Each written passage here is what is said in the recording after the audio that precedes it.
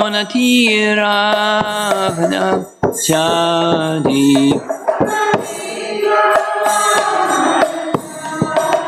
Jamunatiravana Chadi Jaya Radha Madhava Kunjabi Adi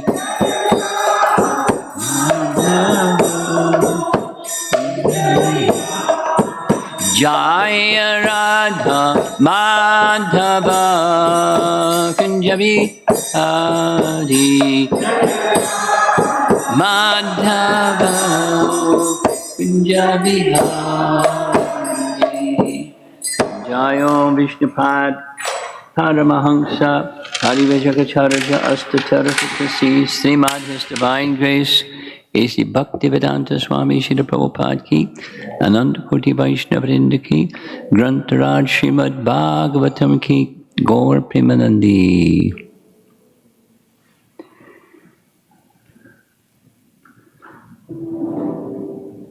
Well, the party's over. And people are not recovered yet. How are you doing? Me? You! I'm good. You're good.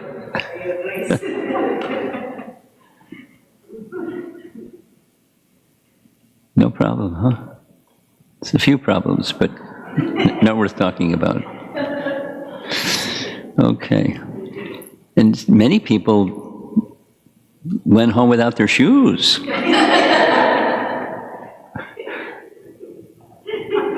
Maybe they'll come back for their shoes.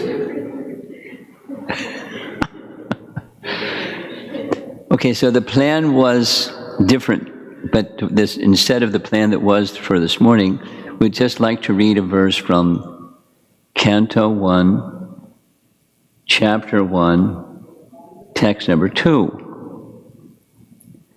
which is a nice verse and universal, and it speaks about Srimad Bhagavatam, because I was asked to speak something about Srimad Bhagavatam, and of course, this verse speaks about Srimad Bhagavatam. Om Namo Bhagavate Vasudevaya. Om Namo Bhagavate Vasudevaya. Om Namo Bhagavate Vasudevaya. Naram Chaiva Narottamam Devim Sarasatim Vyasam Tato Jayam Mudirayat. So I got mixed up. So this is Canto 1, Chapter 2, Canto 1, Chapter 1, text number 2. This is one of the 3 introductory verses of the entire Srimad Bhagavatam that set the stage for the entire Srimad Bhagavatam. It's a very celebrated verse. Dharma projita kaita votra paramo nirmatsaranam satam Vidyam vastavam atra vastu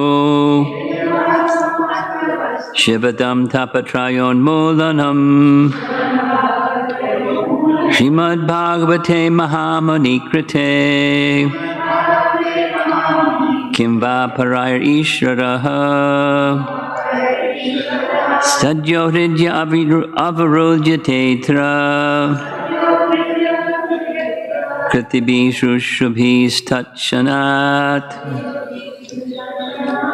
Translation: completely rejecting all religious activities which are materially motivated, this Bhagavad Purana propounds the highest truth, which is understandable by those devotees who are fully pure in heart. The highest truth is reality distinguished from illusion.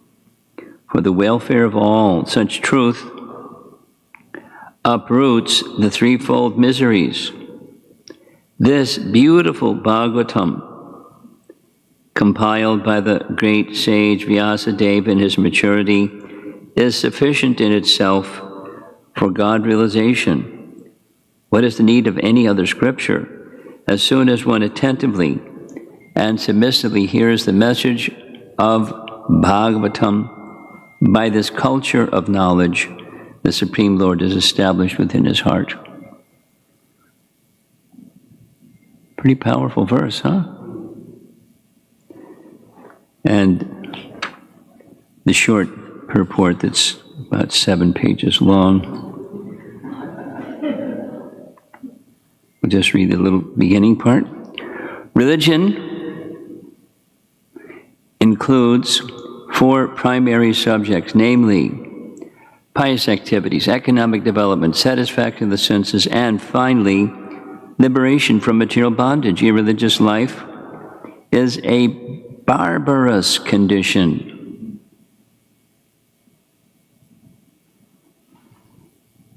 So if the reader hasn't been scared off already, then they're going to get something that's really nice. Because many people want something material, and he's calling it barbarous. Wow. Indeed, human life begins when religion begins. Eating, sleeping, fearing, and mating are the 4 principles of animal life. These are common both to animals and to human beings. But religion is the extra function of the human being. Without religion, human life is no better than animal life. Therefore, in human societies, there is some form of religion which aims at self-realization and which makes reference to man's eternal relationship with God.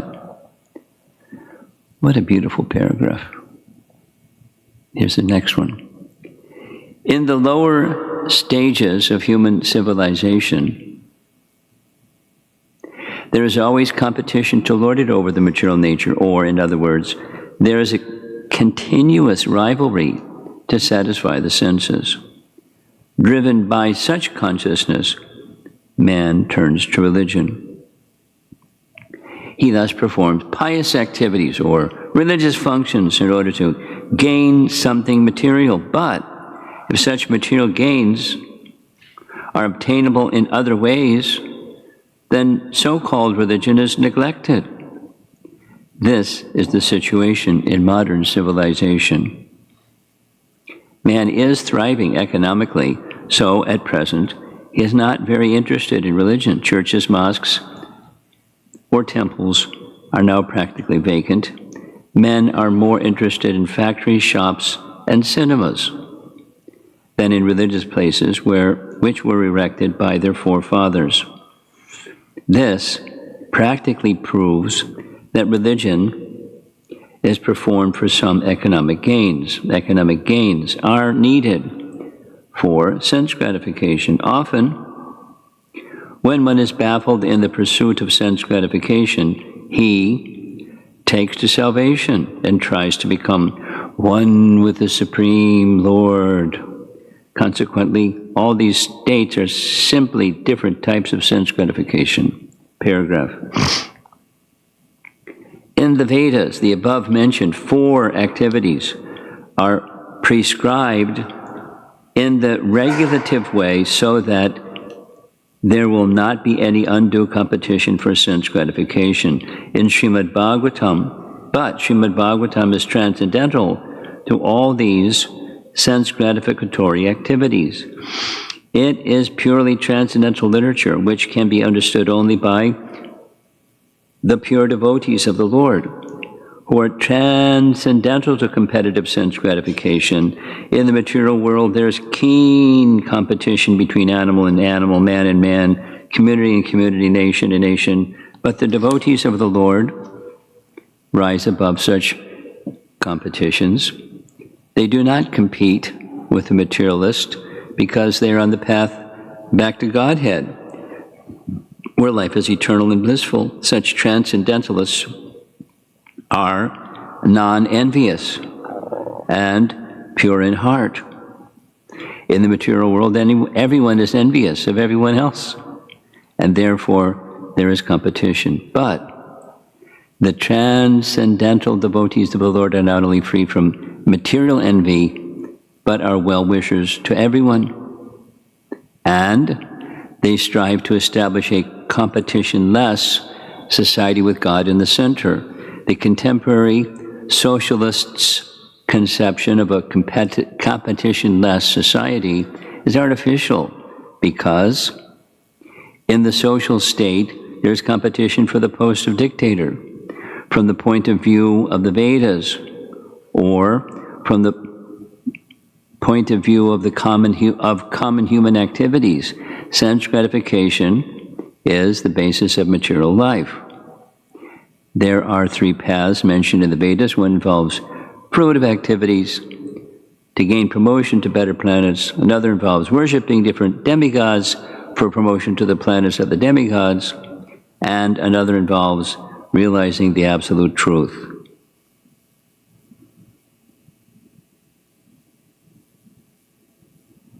And his impersonal feature and becoming one with him.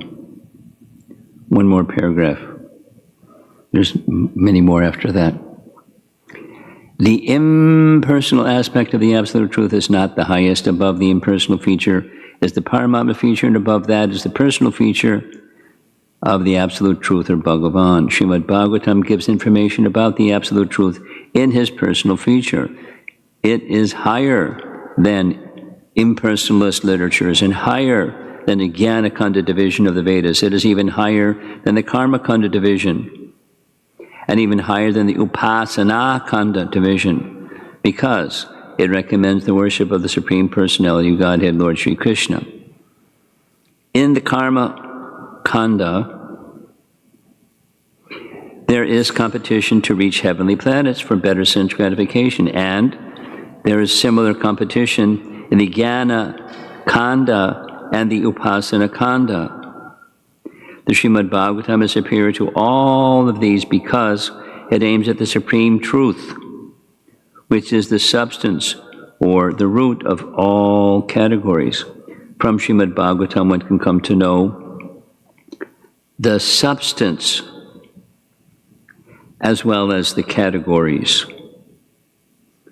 The substance is the absolute truth, the Supreme Lord, and all emanations are relative forms of energy.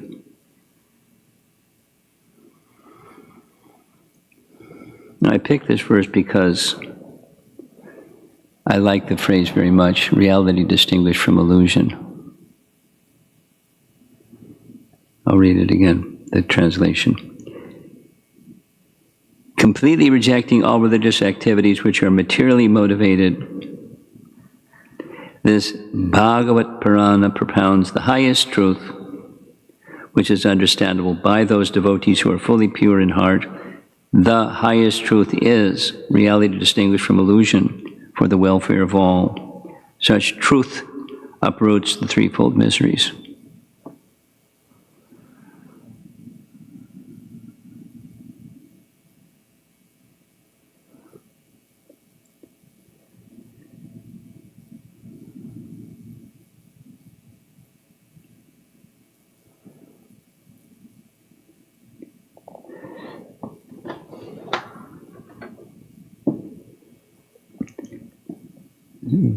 This evening, and then when I return after visiting St. Louis, because they're having another big festival, festival after festival, 50th anniversary of their deities being installed, Gornatai.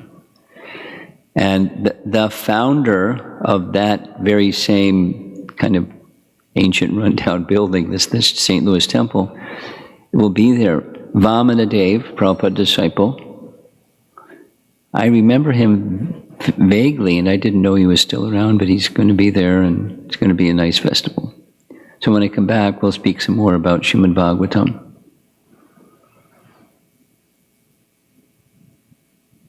Won't be much time, because it's going to be travel to India, but little discussion on the glories of Srimad Bhagavatam.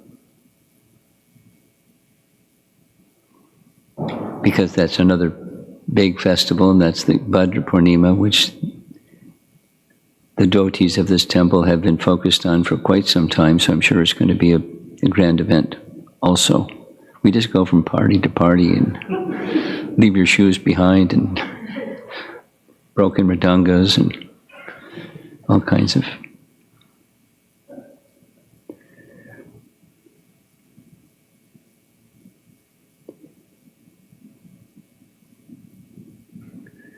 Reality distinguished from illusion for the benefit of all. And the verse starts with, the benefits that are not the benefit of all. The benefits are, as the Vedas are described as a desire tree, kalpa vriksha or kalpataru. That means you can go to the Vedas and a desire tree may supply, a tree may supply fruit, and the desire tree of the Vedas supplies all fruits of any kinds, of any quantity, by following them, which then sounds like, that's material. So what's spiritual about that? Wanting material, so you Om Jaya Jagadisha Hare, and you get something material. I forget how Bhakti Chaitanya Swami says it, but it's something, a washer, a dryer, a cabin by the sea, Om Jai Jagadisha Hare, something like that. So, Kalpataru, desire tree. And the reason that's there is the same reason for creation. People want it. But so there's two purposes of creation. One is people want it. Want it means object of the senses to enjoy separately from Krishna. People want it. So the creation is supplied. But then it doesn't satisfy, and it brings something else, dukkha instead of sukha. And so people then, another purpose of creation is to rectify that misuse of free will tendency and replace it with bhakti.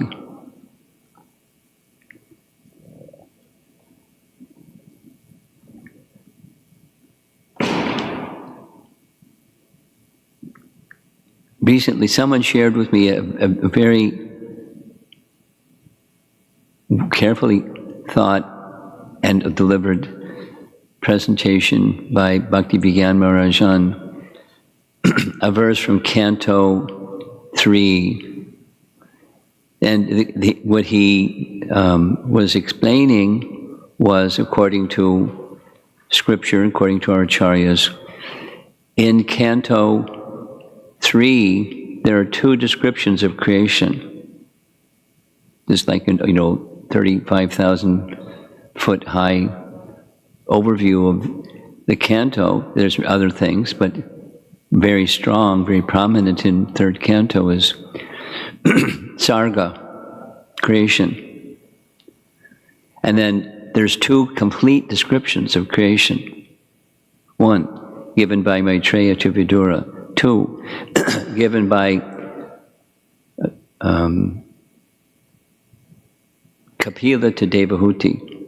So, similar and different.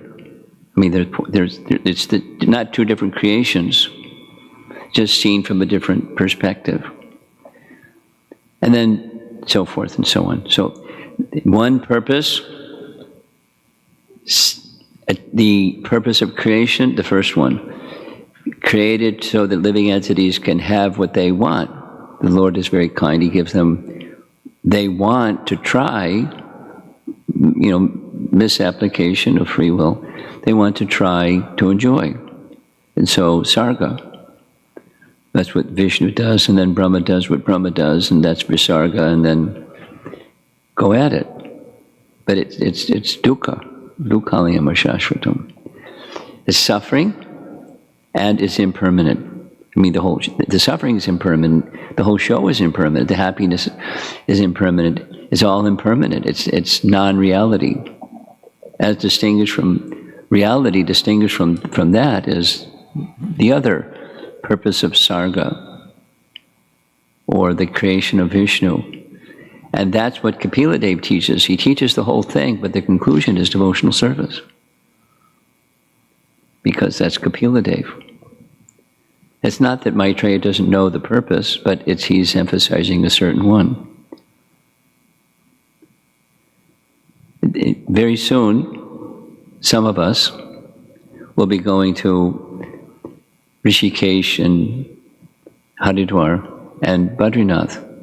And one of the places in Haridwar is a place where Dhritarashtra performed austerities under the direction of his younger brother Vidura, and Gandhari went with him, and his capacity for austerities were so intense, his body burst into flames. And then she entered into the flames. That was in Haridwar. We'll hear some more when we get there. But when the first narration of Sarga in Srimad Bhagavatam, in third canto, is Maitreya to Vidura. Long story of how that came about. But Vidura, having heard from Maitreya, his pilgrimage, which he went on because there was nothing he could do to stop Duryodhana from his wicked plans. He tried and he tried and he tried, and 3 strikes and he left to go purifying himself from that unholy association. And he returned back to Hastinapur for one purpose: to meet his elder brother Dhritarashtra and give him transcendental knowledge of detachment. And because his elder brother Dhritarashtra had great affection, when Duryodhana insulted severely, he insulted Vidura and Krishna and the Pandavas, Dhritarashtra remained silent. He had great affection, so why did he remain silent? He's the father. He's too attached. Too attached to Duryodhana, his son. I mean, his younger brother, anyway, the dearness of his son was greater, but through his son was to fulfilling of a material desire, that if I can't rule the kingdom, my son should rule the kingdom.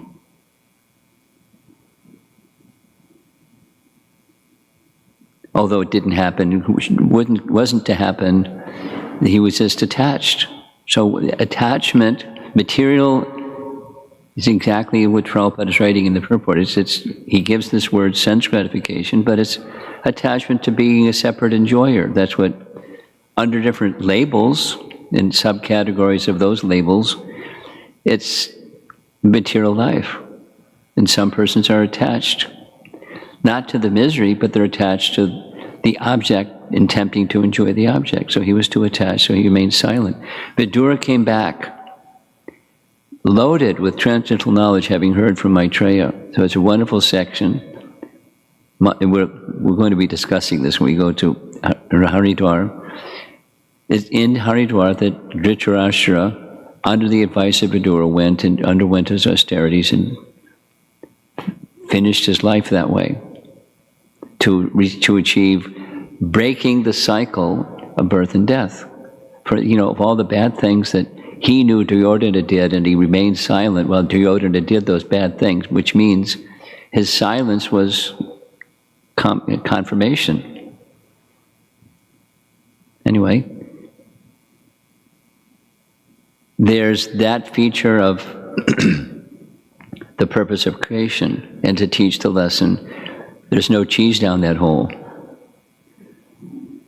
It looks like happiness, but it's dukkha. And someone may argue, I'm sure there are people that will argue, what are you saying, there's no happiness? The conventional, how are you? Oh, I'm fine.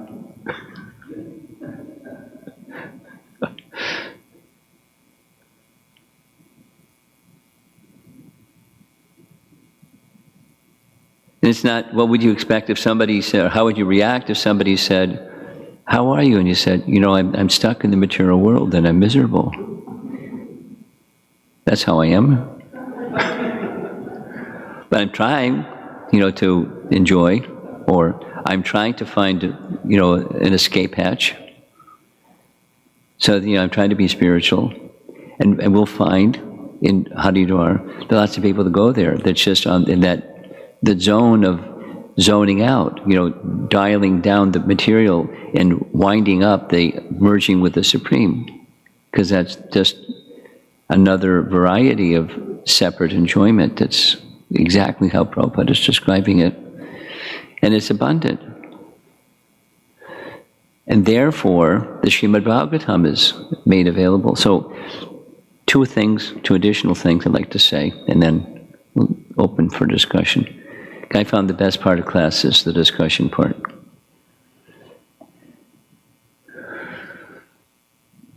Why are all these enticements for material enjoyment in the Vedas? Sounds material, so how is it spiritual? Because, say it stronger, Vedaischa Sayarvayar Aham Eva Vedyo. The purpose of the Vedas is to know Krishna. Aham Eva Vedyo. The purpose of the Vedas is to know Krishna. Aham Eva Vedyo.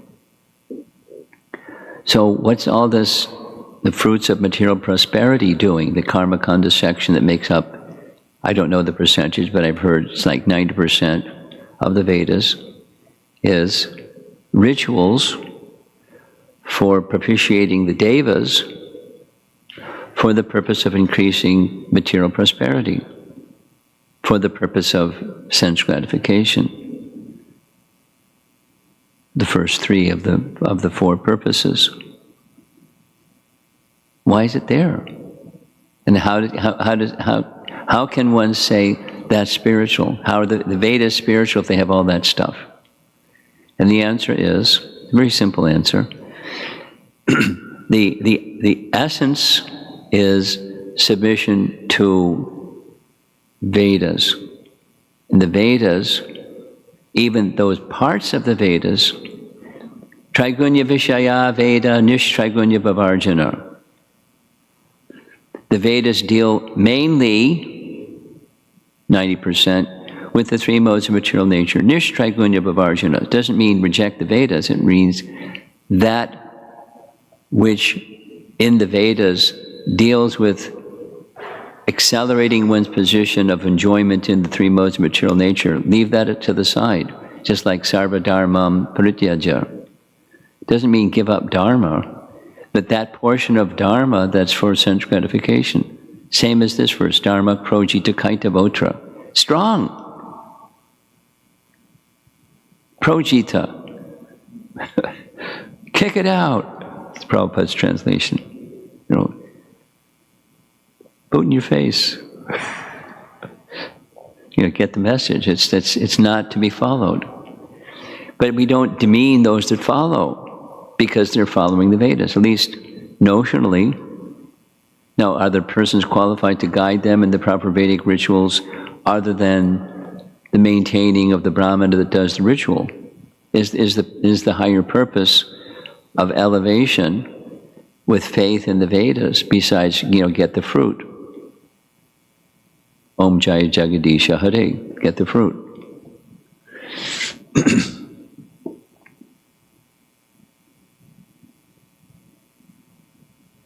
The Vedas are not to be rejected, that portion of the Vedas. So Dharma Projita Kaita Votra Paramo Nirmatsaranam Satam Vedyam Vastavam Atra Vastu Shivadam Tapatrayon Mulanam.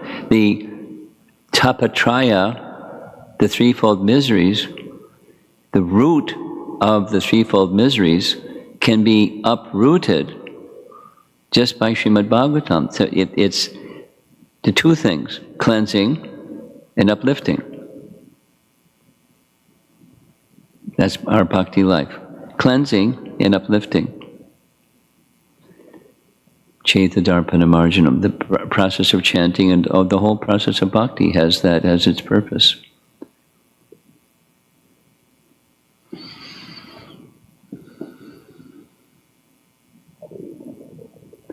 Reality as distinguished from illusion. So it's not, the Srimad Bhagavatam doesn't defile or poo-poo the other parts of the Vedas, it just puts them in perspective. It's not what the purpose of the Bhagavatam is. The purpose of the Bhagavatam is to uproot that affinity. So how can you uproot if there's attachment to that affinity? So one has to at least gradually slacken, reduce, diminish the affinity and replace the affinity for material prosperity and material enjoyment. Prabhupada is using this word, sense gratification, the purpose of dharma being artha. And as he writes, if artha, if the economic development is found by other means, then people leave the dharma to the side. But it's a losing proposition, because without dharma, they're not going to have the piety to entitle them to prosperity. So many are inheriting the austerities, the dharmic-like austerities of forefathers, and enjoying the fruits of that.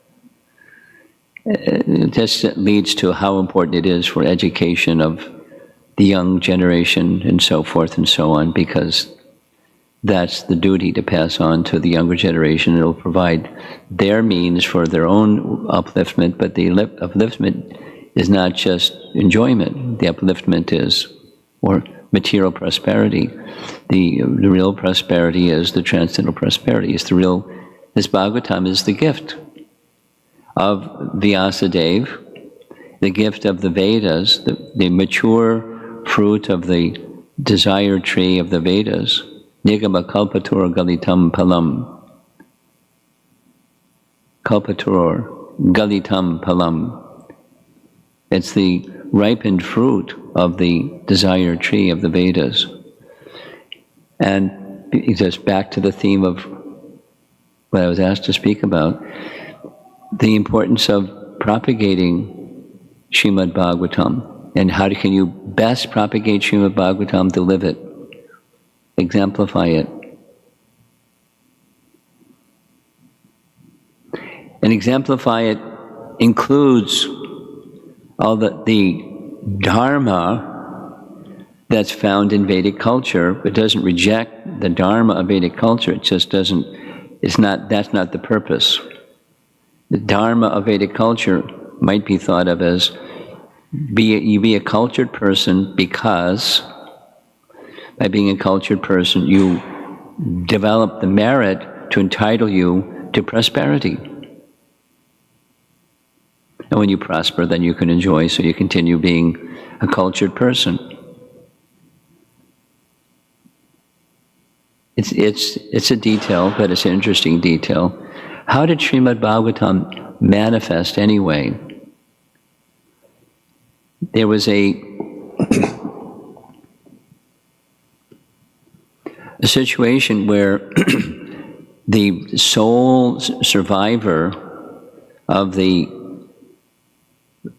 Kuru dynasty was Maharaj Parikshit.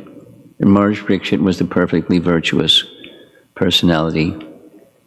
And make it long story short, he was doing what royal protectors of society were entitled to do, not because they got a hunting license, but he was hunting for the purpose of practicing what it takes to be powerful and fearless when confronting wild animals in the forest and defeating them. Because sometimes Kshatriyas had to do like that, to protect and defend dharma for law-abiding persons, because they're persons that would not be law-abiding, and he had to be prepared to protect. So he was hunting. And unlike his nature, he became overwhelmed with thirst. So he went to a little cottage in the midst of the forest, and one sage, grahasta, by the way, he wasn't just a sannyasi, he was a grahasta. He had a son, a brahmana, doing tapasya. And although the process for that particular age was not what he was doing, it doesn't mean people didn't do meditation during that age. Dhritarashtra did, etc. But Syamakrishi was absorbed in meditation and overwhelmed with thirst. The king went to the cottage and asked Syamakrishi, who was in trance, for some water. And it's a cultural thing. It's a cultural thing. I remember very clearly Prabhupada describing the culture of a grahasta. Atiti is the Sanskrit word. An unexpected guest. Someone that's not unwanted, but someone that's not invited. Surprise, someone's at your door. And supposing you're living in the forest. Supposing you're living wherever you're living. Supposing you're living wherever you live. There's an etiquette. And Prabhupada wanted us, followers of Vedic culture, to know the etiquette. Now, how practical that etiquette is in modern times, when someone comes to you, unexpected person, two things. A nice place to sit, some water. Or, Prabhupada taught us, you have some food that's already in stock. That's his phrase. And you offer them something to eat, in some kind words. Those basic things. Even if the person is an enemy, you treat them so nicely, so their enmity towards you is forgotten because you're being so respectable and respectful. That's Vedic culture. That's not like because sarvadharmam parityaja, or dharma, just be disrespectful, it's okay, because now you're a Hare Krishna devotee. We're supposed to be cultured. We don't reject dharma in that sense. The material purpose of the dharma is to be rejected. And then it's mealtime. So then the etiquette, feed children, feed the elderly, feed persons that are ill. And then the family, before the family sits down, this is grahasta, to eat, they go to the door and call out 3 times. You don't have to do that in your home, don't worry. Because call out 3 times, anyone hungry, please come. So it's charity, and you're the mood, the culture is the mood of being the servant of others. And that's a culture, or the dharma of a grahasta. In principle. So the cultural principle doesn't get trashed, but it's applied towards the higher purpose, because the Bhagavatam is there. When the Bhagavatam is there. So he, the king, was miffed. Here's this brahmana, and I'm the king, and I'm in guest. He doesn't even say Hari Bol. I mean, he knew he was in meditation, but I asked him for some water, and he didn't even say Hari Bol. I'm fresh out of water. Sorry, Charlie. So he became angry, which is not Mars Priksit. It's similar to Valmiki when he became angry at the hunter who shot the Krauncha bird and spoke words that were very harsh and was perplexed by it. Where did those words come from? Anyway, he did something really bad.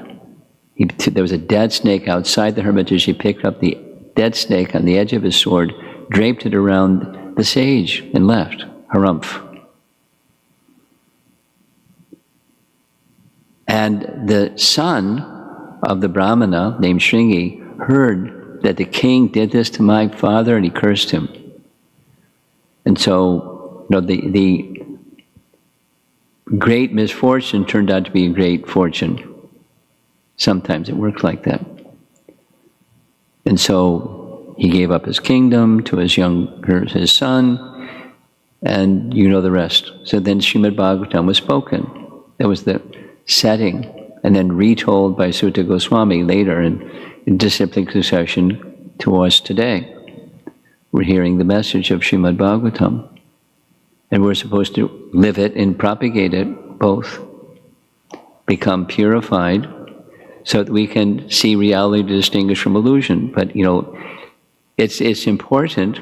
How often did Srila Prabhupada repeat and repeat and repeat and repeat and repeat? Because repetition is necessary for clear understanding.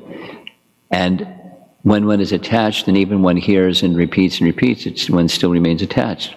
Tendency is. So the repetition, that's really important, to be detached. Not, detached, I don't care, but detached from the mood of being the enjoyer of. It's like Anuttama Prabhu's nice Vyasa Puja offering, and you're echoing what he said. This temple is prospering. Not all temples are prospering like this temple is prospering. And so go ahead and enjoy, right? No. What do you do? Besides, keep your hand out of the cookie jar. What do you do? Just see that something is like this Srimad Bhagavatam is being bestowed upon us. Who are we? We're one of millions and millions and millions of lost souls bumping around the universe and somehow or another. So we feel grateful to having, and then live the life of and propagate. That's what we do. And the results are up to Krishna. That's nice. And then there's no limit to submission, there's no limit to service, other than our basic commitments to devotional practice and carrying on, increasingly hearing the transcendental message and living the transcendental message and sharing the transcendental message till our body drops. That's what Prabhupada did. He showed us by example. We don't have to be the world acharya, but we have the example. And profusely distribute Srimad Bhagavatam and live it properly. Because that's it. When people see a genuine practitioner, there's more likely their heart is going to be moved than if you just say nice things.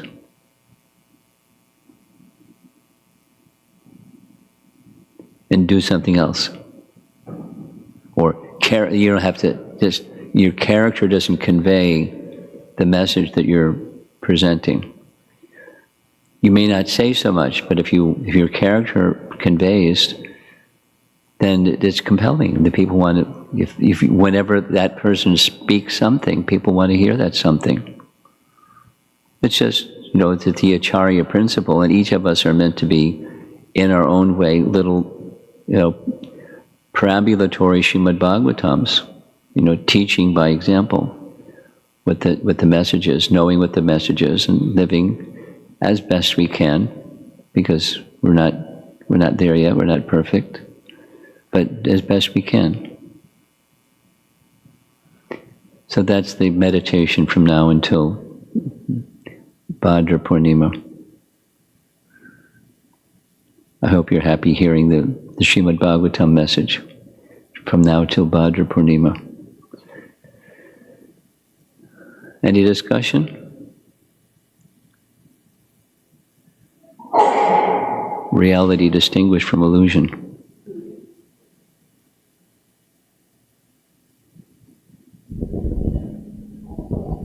Thank you so much for being here with us during this Janmashtami. I read somewhere that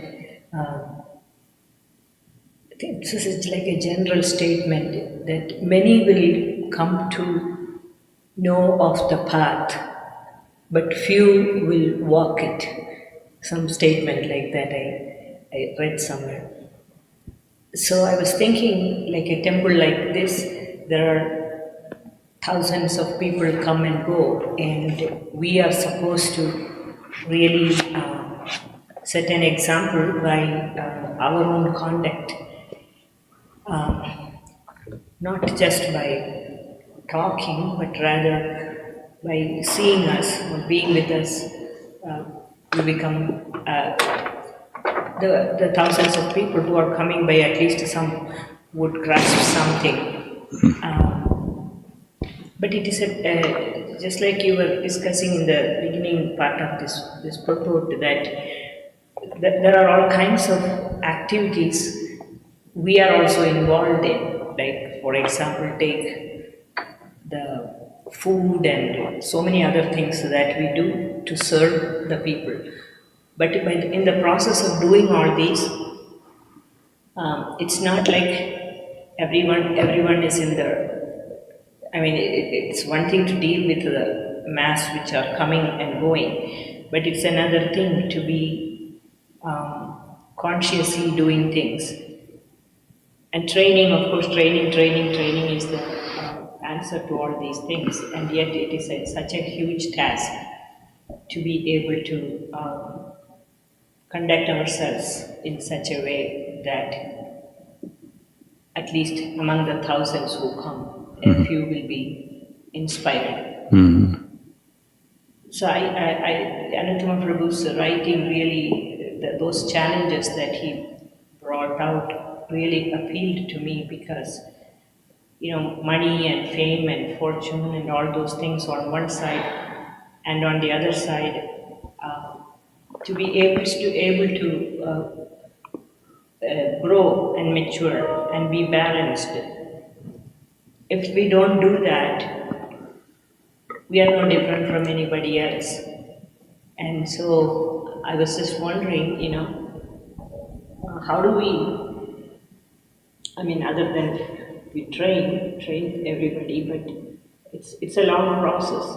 There's also a concern that as these things grow, as the growth is there, it is going to be very exponential.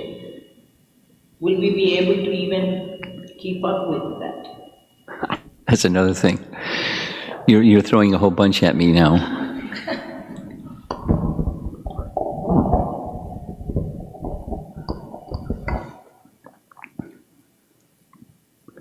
There's no guarantee it's going to grow exponentially. It's going to be whatever it's going to be. That's for sure. And Krishna will make arrangements that it may grow, it may shrink, it may go sideways, it may do whatever it's going to do.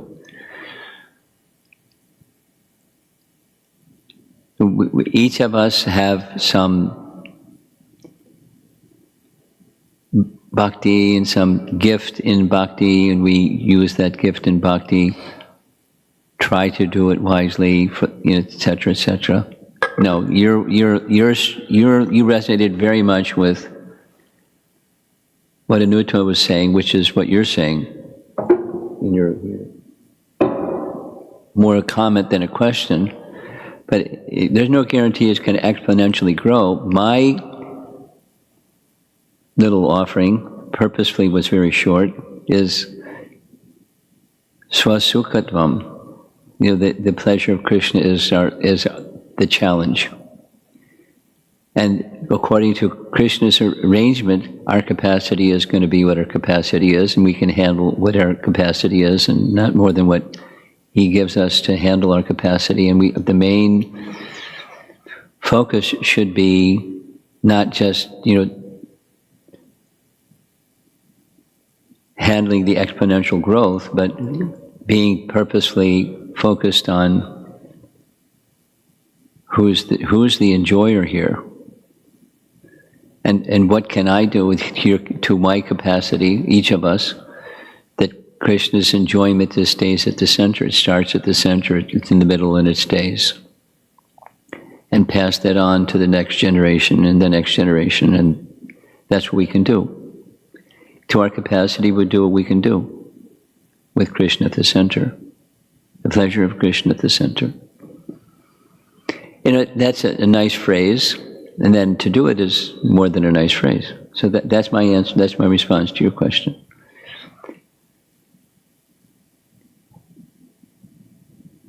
there are, it's not simply a measure of this temple, this community, the sincerity, that is, there's the kind of growth. There's some places there isn't the same kind of growth. It doesn't mean those devotees aren't sincere. It's just Krishna's doing what Krishna's doing for whatever reasons Krishna does what Krishna does. And if one starts to be those that aren't being exponentially successful, they shouldn't be envious or competitive. If you want to expand for the pleasure of Krishna, that's one thing. And it may happen, it may not happen. So the desire to please Krishna, that's the focus.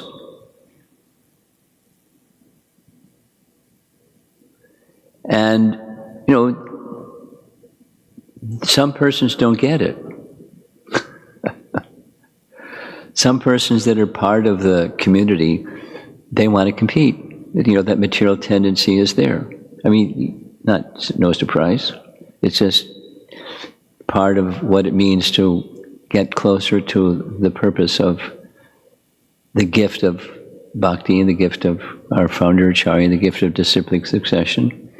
So we just try to live that life to our capacity.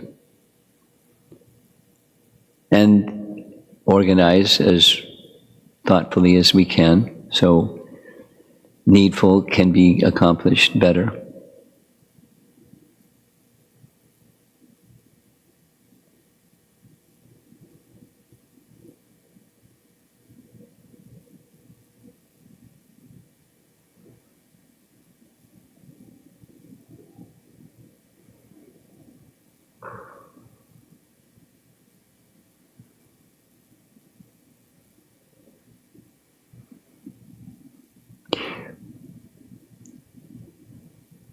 In recording a Bhagavad Gita class in Ahmedabad that I was listening to recently, chapter 16, it was just the question and answer session. One man, Swamiji, after you're gone, what's going to carry on the expansion of this movement? That was a short question. And Prabhupada's answer was very short similarly. Sometimes he would expand, but he just said, those that are sincere and hear this message, they'll carry it forward. It doesn't mean there's not going to be bumps and conflicts and etc. But it's like Prabhupada met obstacles and criticism and misunderstanding and competition and fall downs and whatnot. The purity is the force. So that's what we aspire for. So it can go forward. Then practical, but purity is at the center.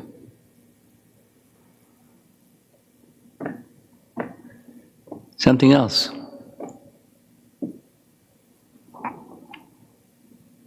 A comment and a question, Maharaj. To the question, how are you doing? Vaisheshika Prabhu gives a very wonderful answer. He says, hanging by a thread. Yeah, I really like that. That's a nice answer. The reality of our existence. At the same time, the thread is a very strong, faithful thread for him, at least. Next. Question, Maharaj. You were saying that the material purpose of dharma is being rejected here, and yet the material purpose of dharma elevates and brings. Now, material purpose doesn't elevate. Excuse me for interrupting, but it's not the material purpose elevates. It's the source of the Vedas elevates. The source is Krishna. The purpose of that material prosperity, aspiration, and fulfilling is to connect with Veda, to connect with transcendental knowledge. And the transcendental knowledge means connecting with Krishna. So it's not the material prosperity elevates. No, that's the language you use, and I interrupted. That's maybe not what you meant. The Karma Kanda portion of the Vedas has a purpose Yeah. of bringing the follower in contact with the Vedas, Yes. in contact with the saintly personality, Yes. becoming submissive to the authority of the Vedas. Yes, exactly. So my confusion is, it has a purpose, and why is it being rejected?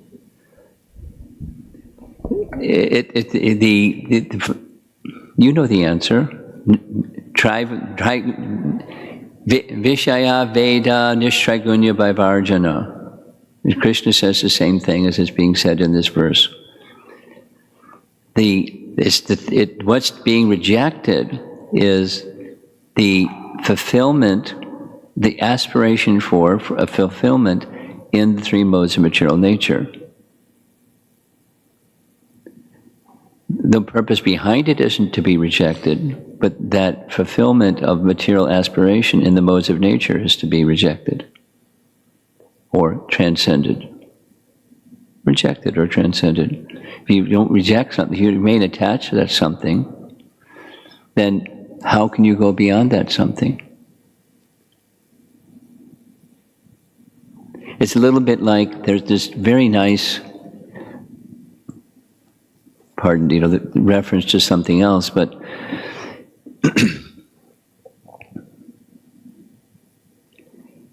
in the pastime of Krishna killing Dhenukasura, I'm sure you know, Bhaktivinoda Thakur indicates that each of the demons that Krishna killed in Vrindavan represents Krishna helping the living overcome some obstacle in the path of bhakti. In 2 books he writes on that topic. And with Dhenukasura, it's ignorance, or Bhaktivinoda Thakur goes a little bit finer with it, said there's intelligence that's dull and there's intelligence that's refined. He has Sanskrit terms for them. And the dull intelligence might be, just reject the Vedas. The refined intelligence is which portion of what aspect is being indicated. So if one doesn't have intelligence, one can't understand the message of Bhagavad Gita or the message of the Vedas. One will think, this is it.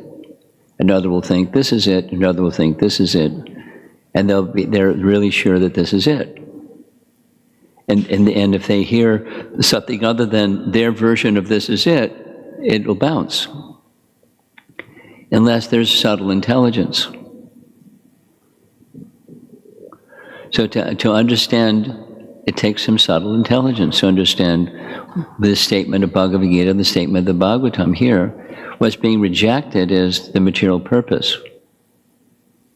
And what's being fully embraced is the Veda purpose that is then bewildering to many people because they think this is it or that's it or the other thing is it. Jnana is it, or etc. The 4 divisions he mentioned. Upasana is it, without understanding what the real purpose is. So the rejection is not sarvadharmam parityaja, doesn't mean reject dharma. What are you rejecting if you're not rejecting dharma? What's the meaning? The material aspiration aspect.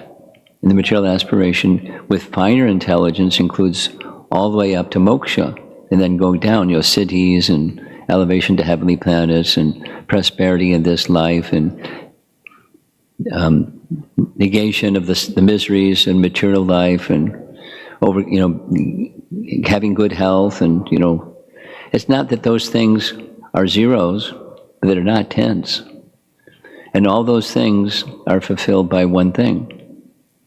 And that's what the rejection means.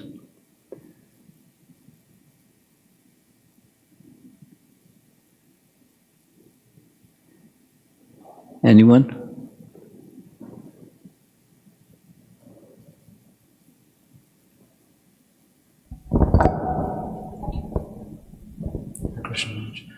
Just a question about how in the Prabhupada was saying that... Slowly.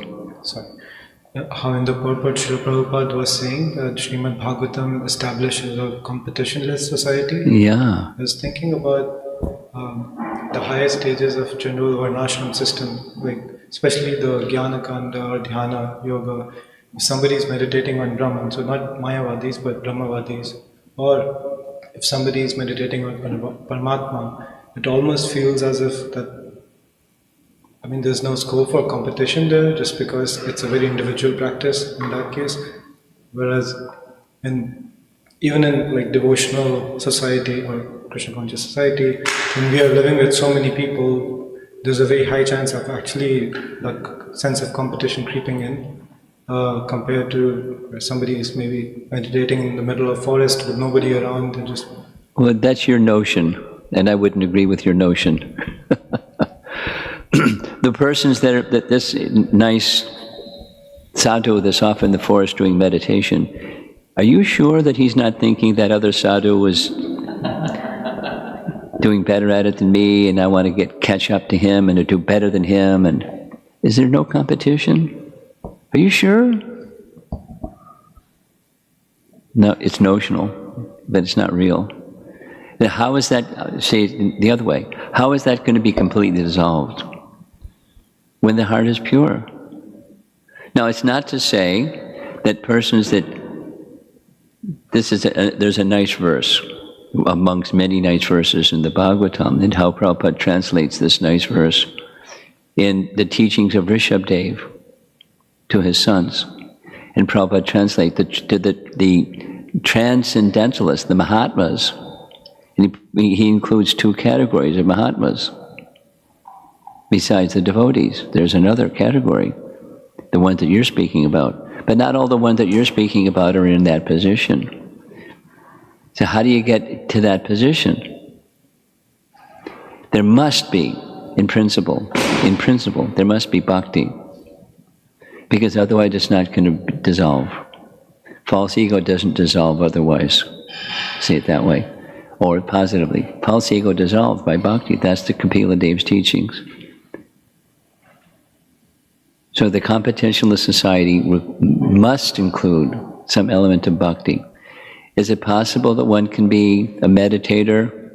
The answer to this question is yes. Is it possible that one can be a meditator in Tapaloka or even here and have devotion to the Supreme Lord? Yes. Then the fulfillment of that looks like what they're doing, or more completely engaging the senses and varieties of service to the master of the senses.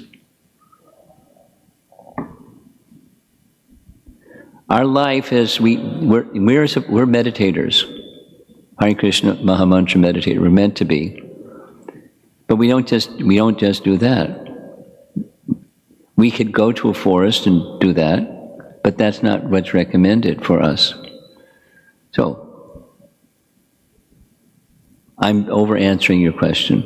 The premise of your question is, competition may be entering into the Sangha of devotees because we're attached to that modality, and it brings in the competition because the modality is there and this mixed devotion. Welcome to the club. And therefore, the importance of the teaching that's right here, the second verse of the whole Bhagavatam. We're meant to get to that competitionless. And that's where there's no ego. We're not there yet. We still have. And so there's going to be. It's a reality. There's going to be. We dial it down rather than up. Nope, don't be insulting because we just be careful. For ourselves personally, set the example. Exactly what Premananda was saying. Someone else.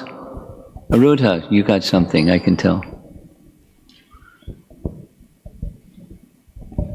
Hi, Krishna. Thank you for such an amazing class. I was just wondering about Dhritarashtra, that in one purport, Srila Prabhupada talks about him being a dhira, instead of Dhira. Yeah. Instead of a Narottam, and in other words, he lived a very frustrated life. Yeah. And so I was wondering, he's quite an interesting personality because he also had a lot of, he understood who the Supreme Lord was. So, I mean, and the things he did to the Pandavas and all that. So what kind of destination? Conflicted heart, huh? His heart was so, it must have been very painful for him. What to speak of Gandhari, knowing the whole deal. Phew, what a duo.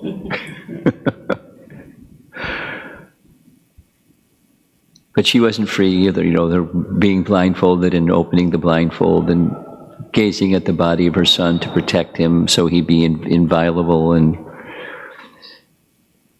etc. So, conflicted, because there's material attachment. So, your question specifically, what was his destination? Depends on the state of consciousness that he achieved, because Krishna can wipe the slate clean, no problem. And I'd want to go back, I feel obliged to go back and read the commentary, Prabhupada's Bhaktivedanta Purport, as well as other commentary on the answer to your question. Maybe you can do the research and tell us, send a little message around to all of us. What do our acharyas say about the soul's destination of Dhritarashtra? Because one might presume something wrong.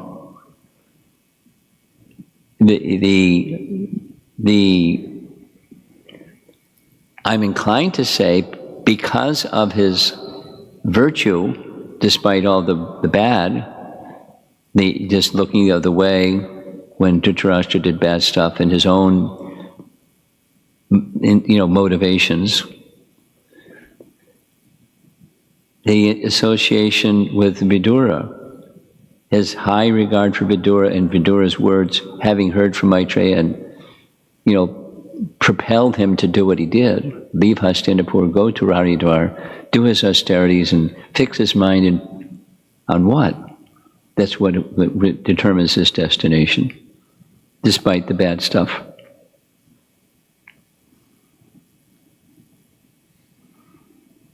Yes, Jivana Jivana.